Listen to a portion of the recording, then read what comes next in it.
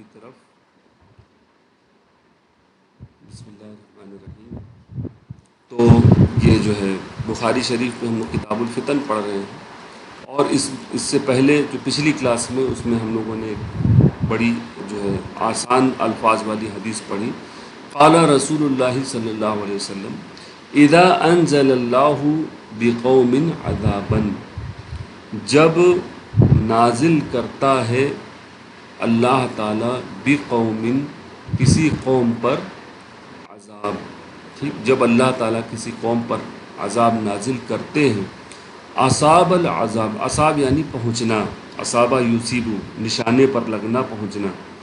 اصاب العذاب تو یہ عذاب ملتا ہے، پہنچتا ہے من کانا فیہم، اس پر جو اس قوم میں ہو، یعنی اس قوم کے ہر ایک فرد کو پہنچتا ہے. ثم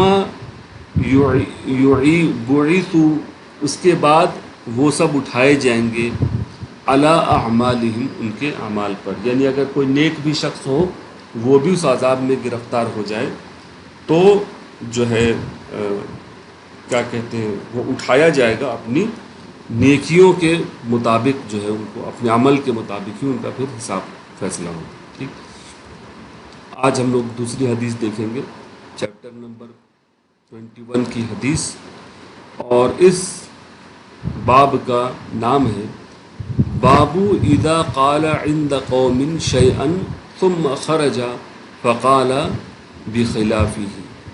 اس کا معنی دیکھا جائے، باب مضاف مضاف الیہ کے پیٹرن میں لکھا گیا ہے کہ یہ باب اس بارے میں ہے اذ قال، اذا قال جب وہ کہے.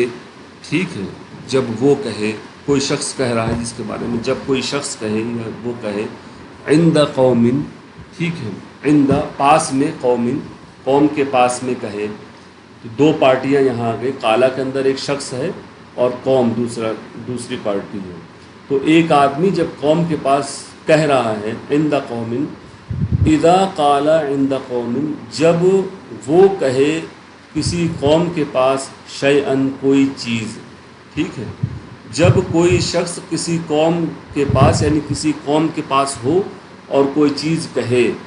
ٹھیک ہے، یعنی کوئی شخص ایسا ہے جو کسی قوم سے، کچھ لوگوں سے کوئی بات کہتا ہے، کہ کسی شے کے بارے میں کوئی بات کہتا ہے.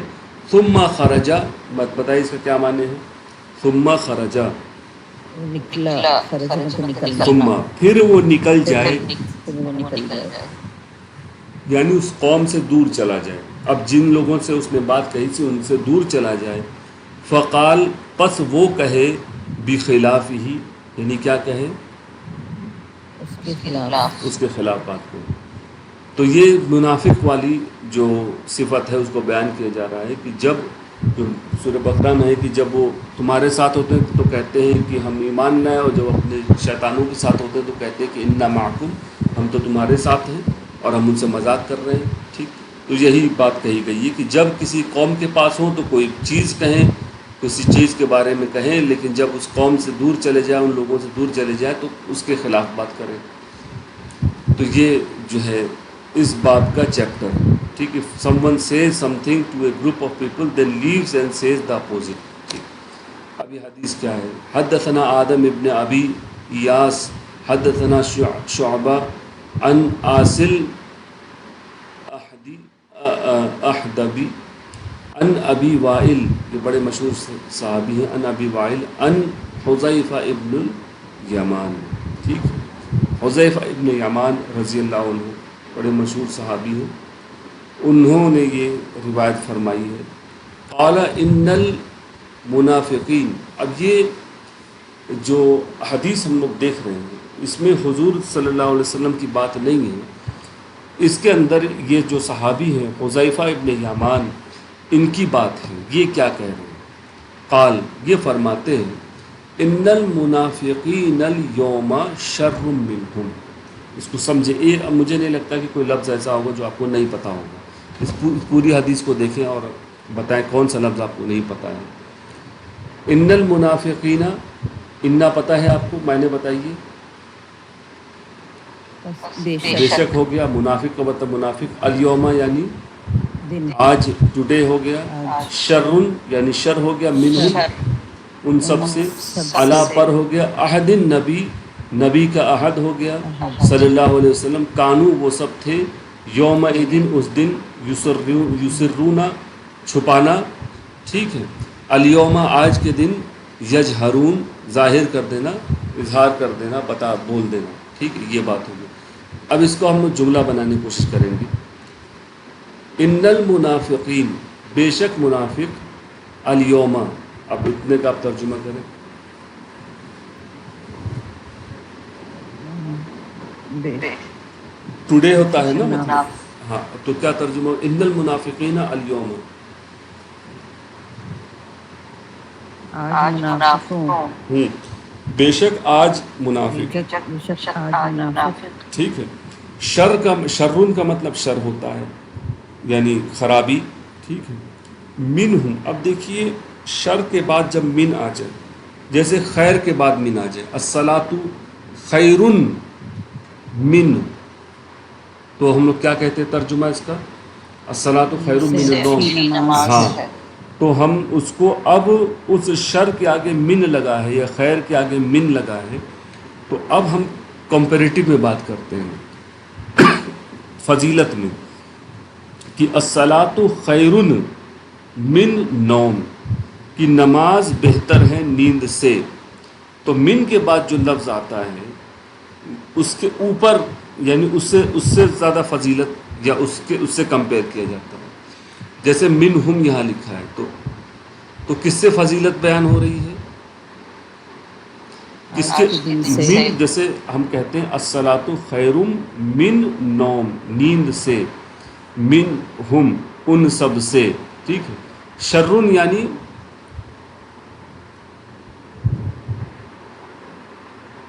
شرن یعنی خرابی ہو گیا، بدتر ہو گیا اور شریر ہو گیا، ٹھیک ہے، جو لوگ شرارت کریں، شر۔ اب اس کا ترجمہ سوچیے کیا ہو؟ ان المنافقین الیوم شر منہم، ان سب سے زیادہ شریر ہیں، ان سب سے زیادہ بدماش ہیں، ٹھیک ہے۔ کون؟ منافق۔ کب؟ آج، ٹھیک ہے۔ ان المنافقین الیوم شر منہم، بے شک منافق لوگ آج ان سب سے زیادہ شریر ہیں، یعنی شرارت کرنے والے ہیں۔ کون؟ علی عہد النبی، ان پر جو عہد نبی پر تھے۔ عہد نبی کا مطلب کیا ہے؟ ٹائم ایرا، اکثر میں اس کا مطلب ایگریمنٹ ہوتا ہے۔ عہد کا مطلب تو یہ ہوتا ہے نا کہ عہد کوئی وعدہ کیا گیا ہو۔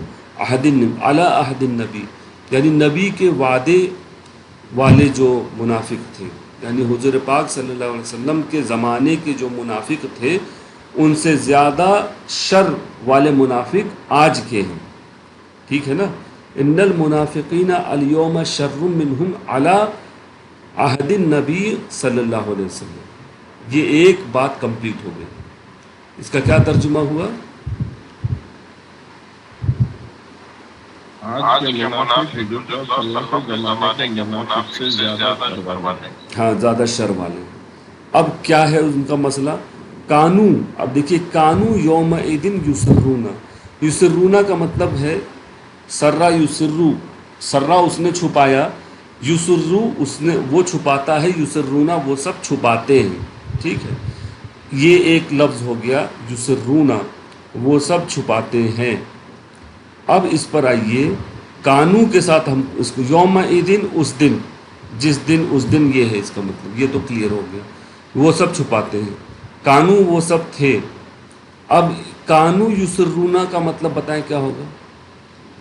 وہ سب چھپاتے تھے، ہاں، یہ پاسٹ کنٹینیوس بن جائے گا، ماضی استمراری۔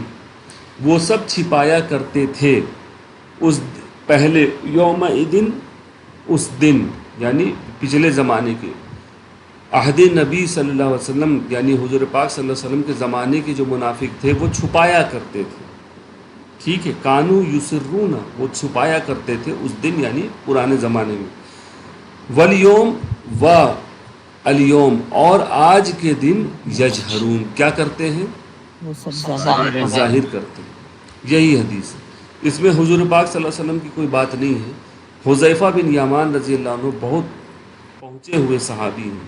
ان کا ذکر ہم لوگوں نے پڑھا تھا جنگ خندق میں، جب کہا گیا کہ کون ہے جو جا کے خندق کے پار کرے گا اور ان کی خبر لے کر آئے گا مشرکوں کی، تو کوئی تیار نہیں ہو رہا تھا. بڑی سرد رات تھی اور حذیفہ بن یمان کہتے ہیں کہ بالکل میرے سر پر آ کر کھڑے ہو گئے نبی پاک صلی اللہ علیہ وسلم بالکل پاس میں، اور کہا کہ حذیفہ تم جاؤ. محض ایک لنگی پہنے ہوئے تھے، کوئی کپڑا نہیں تھا، اور بہت کڑاکے کی سردی.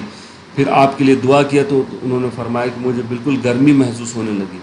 اور پھر یہ کہ جو ہے آپ ہی کو، حضرت حذیفہ بن یمان کو ہی بتایا گیا تھا یہ تمام منافقوں کی لسٹ جو تھی، اگر آپ کو یاد ہو، اور ان کو جو ہے نبی کا رازدار یہ لقب بھی کہا جاتا. حضرت عمر رضی اللہ عنہ آپ ہی کے پاس گئے تھے پوچھنے کے لیے کہ بتاؤ میرا نام تو نہیں ہے لسٹ میں.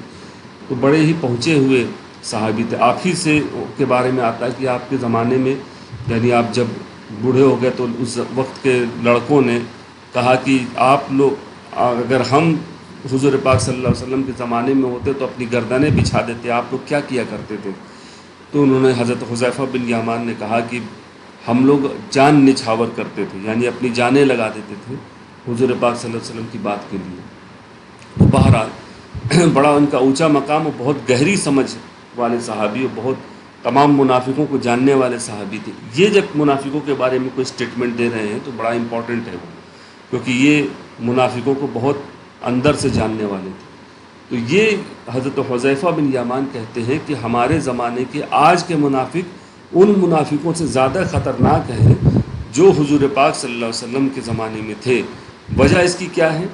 کیونکہ اس زمانے کے منافق تو اپنے شر کو چھپایا کرتے تھے، لیکن آج کے زمانے کے منافق کیا کرتے ہیں؟ اس کو ججہرون یعنی ظاہر کر دیتے ہیں، اس کو بتاتے ہیں، اس کو بولتے ہیں، اس کا پروپیگنڈا کرتے ہیں، اس کو پھیلاتے ہیں.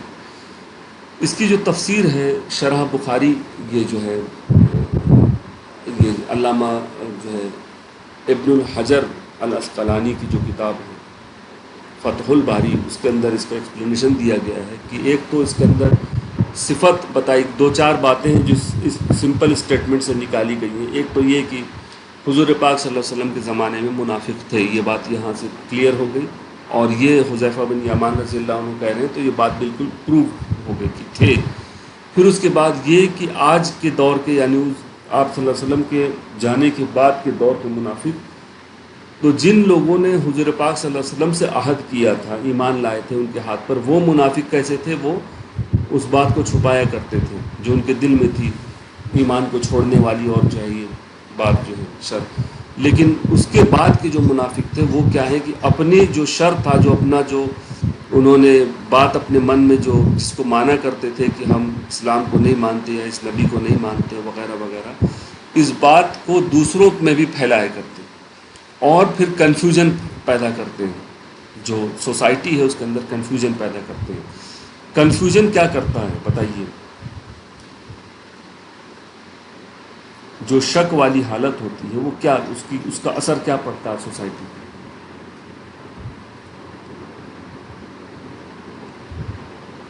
یہ کرنا چاہیے نہیں کرنا چاہیے، ماننا چاہیے نہیں ماننا چاہیے. کسی بھی بات پر پھر انسان قائم نہیں رہ پاتا ہے کنفیوژن کی حالت میں کہ کیا کروں کیا نہ کیا جائے.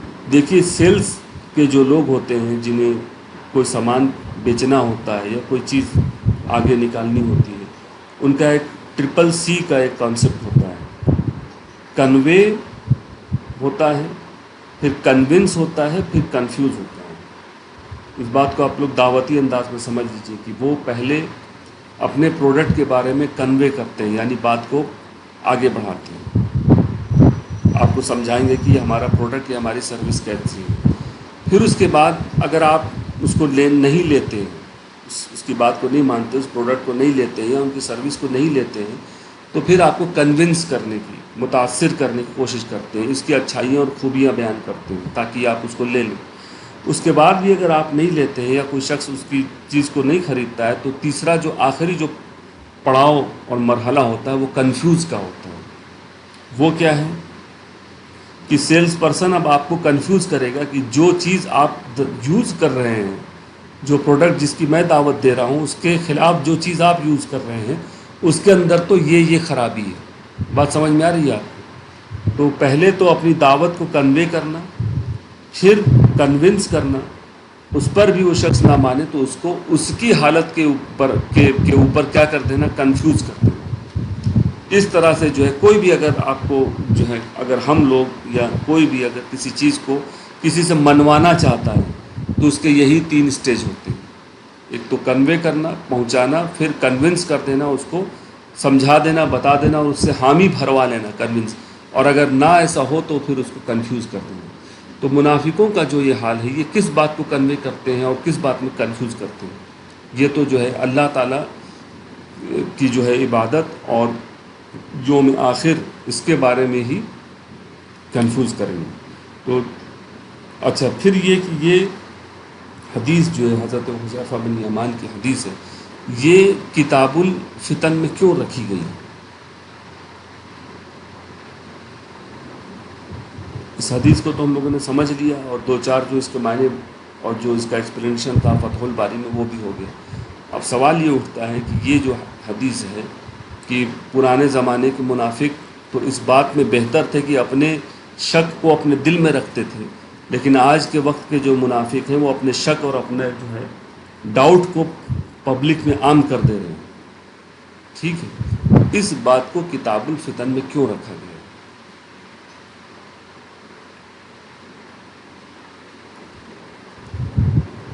بتائیے.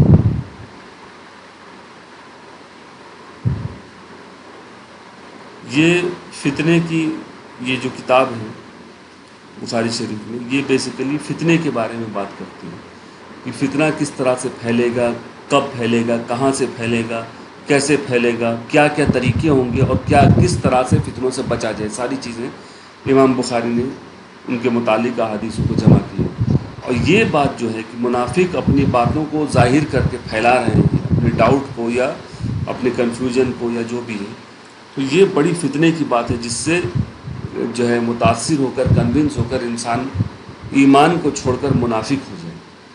لہٰذا اس سے بھی آگاہی کی گئی ہے، اس حدیث میں آگاہی کی گئی ہے کہ بہت سارے لوگ ہمارے اطراف ہوں گے جن کو مسلمان سمجھتے ہوں گے، اور وہ ہمارے دل میں ایسی بات ڈال دیں گے جو منافقت کی ہو. ٹھیک ہے، اپنی بات کو پھیلا رہے ہوں گے. لہٰذا یہ ایک فتنہ بن گیا اور اس سے بچنے کی ضرورت ہے. تو یہ جو تھی آج کی حدیث. ہم لوگ اب کوئی سوال ہے اس کو کر سکتے ہیں، وہ تو کلاس کو یہیں پر فنش کریں.